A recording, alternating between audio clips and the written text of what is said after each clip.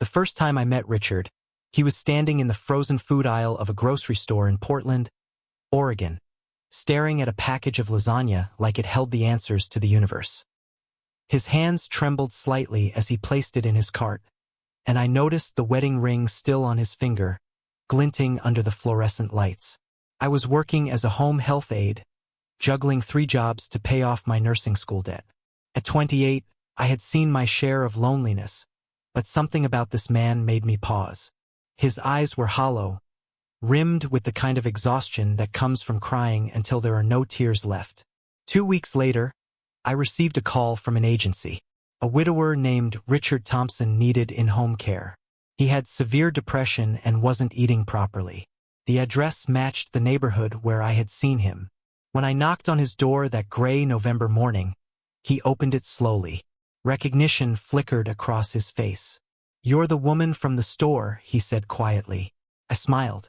"And you're the man with the lasagna. Did you ever eat it?" He shook his head, stepping aside to let me in. The house was beautiful, a classic Portland craftsman with hardwood floors and large windows, but it felt like a mausoleum. Pictures of a stunning blonde woman were everywhere. In some, she was laughing on a beach. In others, she wore a hospital gown, her head wrapped in a colorful scarf, her smile brave but fragile. "My wife," he said, following my gaze. "Elizabeth. She died 6 months ago. Ovarian cancer.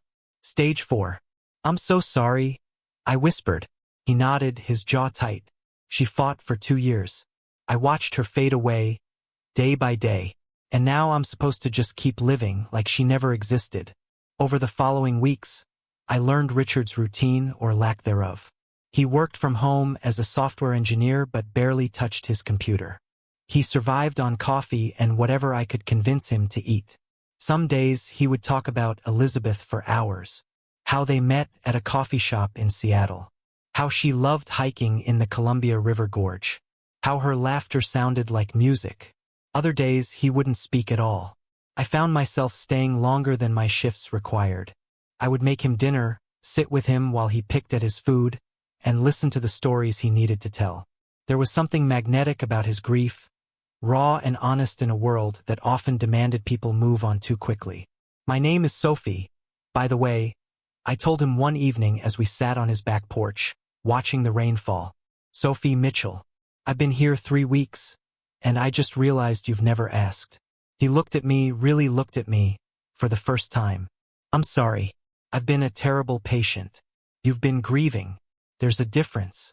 He smiled, just barely. "Elizabeth would have liked you. She always said I needed someone to knock sense into me." As winter deepened, something shifted between us. I started to notice small things.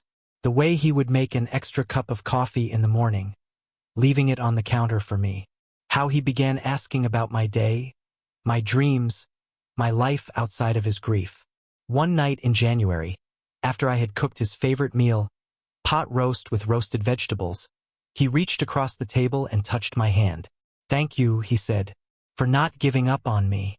"I'm not going anywhere," I replied, but I should have asked more questions. I should have wondered why a man so devoted to his dead wife had no family visiting, no friends stopping by. I should have questioned why every photo of Elizabeth ended abruptly 2 years ago, with no hospital visitors, no funeral pictures, no grave to visit. Instead, I fell into the rhythm of caring for him. I told myself it was professional, that I was just doing my job. But on a February evening, when Richard pulled me close and kissed me in his dimly lit kitchen, I knew I had crossed a line I couldn't uncross. "I'm sorry," he whispered against my hair. I shouldn't have kissed him back. We stood there, wrapped in each other's grief and loneliness, while the rain hammered against the windows. In that moment, I believed we were 2 broken people finding a way to heal together. I had no idea I was living inside a lie so intricate, so carefully constructed, that when the truth finally emerged, it would shatter everything I thought I knew about love, loss, and the man I had given my heart to. Our relationship evolved in the shadows of Elizabeth's memory. Richard kept her photos on every wall, her clothes still hanging in the closet.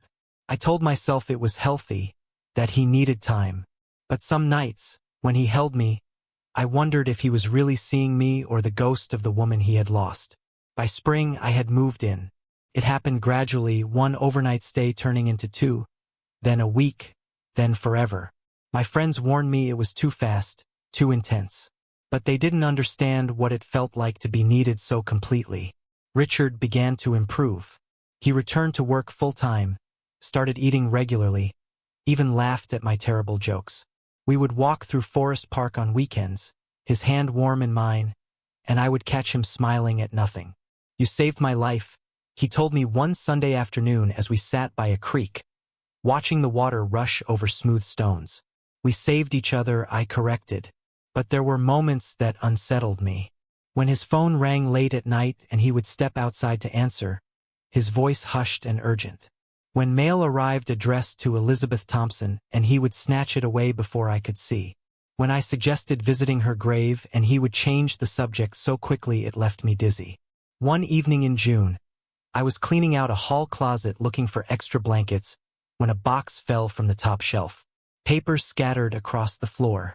I knelt to gather them and froze. They were bank statements, recent ones, from an account in Elizabeth's name, with transactions from 3 months ago, 2 months ago, last month. My hands shook as I read the addresses. Transfers to a storage facility in Beaverton. Payments to a medical clinic in Vancouver, Washington. Grocery purchases. Gas stations. Dead people don't buy groceries. I heard Richard's footsteps on the stairs and quickly shoved the papers back into the box. My heart hammered against my ribs as he appeared in the doorway. "Need help?" he asked casually. "No, I managed. Just looking for blankets." That night I couldn't sleep. I lay beside Richard, listening to his steady breathing, my mind racing through possibilities. An identity thief. Clerical error. Anything but the truth that was slowly crystallizing in my consciousness. The next morning, while Richard was in a work meeting, I drove to the storage facility in Beaverton.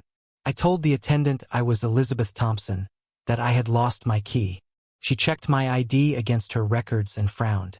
"You were just here last week," she said. I felt the blood drain from my face. Must have forgotten. Memory isn't what it used to be. She handed me a replacement key. Unit 247. Down the hall and to the left. My legs barely carried me to the unit. I unlocked it with trembling fingers and pulled up the door. Inside were women's clothes, recent styles, a laptop, medications, and photographs. Photographs of Elizabeth Thompson, alive and vibrant, dated just weeks ago. I stood in that storage unit for what felt like hours, my entire reality crumbling around me. Elizabeth Thompson was alive. The woman Richard claimed to have watched die, the woman whose ghost had haunted our entire relationship, was somewhere out there, breathing, living, existing. I photographed everything with shaking hands. The clothes with tags still attached. The prescription bottles with dates from last month. A journal with entries that made my stomach turn. He told me he needed space to grieve, that seeing me reminded him too much of what we lost. I agreed to disappear for a while. I'm staying with my sister in Vancouver. But I see the bank statements. He's not grieving. He's moved on. He's replaced me. I slammed the unit door shut and drove home in a daze. Richard was still in his meeting, his voice droning through the closed office door about code optimization and server architecture. I walked past like a ghost, went to our bedroom and started searching. In the back of his nightstand, underneath old charging cables and forgotten receipts, I found a second phone. A burner. The message history made me physically ill. "Please stop contacting me. We agreed on a clean break. You have the settlement money. Let me move on." That was from Richard, sent 4 months ago. I never agreed to disappear from my own life. You told everyone I was dead. How am I supposed to move on when I don't legally exist anymore? That was from Elizabeth, sent 3 months ago. The most recent message was from 2 weeks ago. "I saw you with her at the farmer's market. She looks happy. Does she know what you're capable of?" My vision blurred. I heard Richard's meeting end, heard his footsteps approaching. I shoved the phone back and closed the drawer just as he opened the bedroom door. "Hey, you okay? You look pale." I forced a smile. "Just tired." Long day. He kissed my forehead. I made reservations at that Italian place you love. 7 o'clock? Perfect, I whispered. If you're still watching this story, wondering what happens next, do me a favor and subscribe to the channel. Because what I discovered about Richard Thompson, about the web of lies he had built, about the real reason Elizabeth had to vanish from her own life, it gets darker than you can imagine. The truth was just beginning to surface, and it would change everything. That evening, I sat across from Richard at Piazza Italia, watching him charm the waitress, watching him smile at me like I was his whole world. And I realized I was sitting across from a stranger, a man who had convinced his own wife she needed to legally die, a man who had built a new life on the grave of a woman who was still breathing. I took a sip of wine and smiled back. Two can play this game, I thought. I spent the next 3 days playing the perfect girlfriend while secretly planning my next move. I needed to find Elizabeth. I needed to hear her story from her own lips before I confronted Richard with the truth. The address on the medical clinic bills led me to a small practice in Vancouver, Washington. I called pretending to be a pharmacy verifying a prescription for Elizabeth Thompson. The receptionist confirmed she had an appointment scheduled for Thursday at 2. I arrived an hour early and waited in my car across the street. At 1:45, a woman walked up to the clinic entrance. She wore oversized sunglasses and a baseball cap, but I recognized her from the hundreds of photos in Richard's house. Elizabeth. She looked thinner than in the pictures, her movements cautious, like someone constantly checking over their shoulder. I watched her enter the clinic, my heart pounding so hard I thought it might break through my chest. When she emerged 30 minutes later, I was waiting by her car. Elizabeth Thompson? She froze, her hand on the car door, her face drained of color. Who are you? My name is Sophie Mitchell. I'm living with your husband. The husband who told me you died of cancer 2 years ago. She stared at me for a long moment, then her eyes filled with tears. Get in the car. We need to talk somewhere private. We drove to a small park along the Columbia River. For 20 minutes, Elizabeth told me everything. Richard was controlling long before I got sick. He monitored my phone, my emails, my bank accounts. When I was diagnosed with cancer, it got worse. He convinced me to quit my job, isolated me from my friends and family, told them I didn't want visitors because I was too weak. She wiped her eyes, her voice breaking. When I went into remission, I told him I wanted a divorce. That's when he snapped. He said if I left him, he would destroy me financially, ruin my reputation, make sure I never worked again. He had access to everything, Sophie. My passwords, my accounts, my entire life. So you faked your death? She nodded. My sister helped me. We staged it to look like the cancer had returned and I had died quietly at home. Richard got a death certificate from a corrupt funeral director he found online. He told everyone I wanted to be cremated immediately, no service, no goodbyes. By the time anyone could question it, I was gone. But you're still here, still hiding, because he controls everything. My death gave him full access to our joint accounts, the house, everything we built together. If I come forward now, I look like the fraud. He's the grieving widower. I'm the crazy woman who faked her own death. I looked at this broken woman, then thought of Richard's gentle touches, his vulnerable confessions, the way he had made me feel like his savior. We're gonna fix this, I said. Both of us. Together. Elizabeth and I spent the next week building our case. She had kept everything. Copies of threatening emails Richard had sent before her disappearance. Voice recordings of him screaming at her, telling her she was worthless without him. Bank records showing how he had systematically drained their accounts after her supposed death. But we needed more. We needed him to confess on record to someone who could testify. That someone would be me. On a Friday evening, I came home with the burner phone hidden in my purse, set to record. Richard was in the kitchen making dinner, something he had started doing more often, trying to be the perfect partner. I need to ask you something, I said, my voice steady despite my racing heart. He turned, smiling. Anything. I found bank statements. In Elizabeth's name. Recent ones. His smile froze. Where did you find those? Does it matter? I stepped closer. She's alive, isn't she? The mask slipped. For just a moment, I saw something cold and calculating flash across his face before he recovered. Sophie, you're confused. Those must be old statements or maybe identity theft. Elizabeth is dead. Stop lying to me. My voice cracked. I met her, Richard. I talked to her. She told me everything. How you controlled her, threatened her, forced her to disappear from her own life. His jaw tightened. She's a liar. She's mentally unstable. That's why I couldn't tell anyone the truth about how bad things really were before she died. She didn't die. You made her fake her death because you couldn't stand losing control. He slammed his hand on the counter. You don't understand what I went through. She was going to leave me after everything I did for her.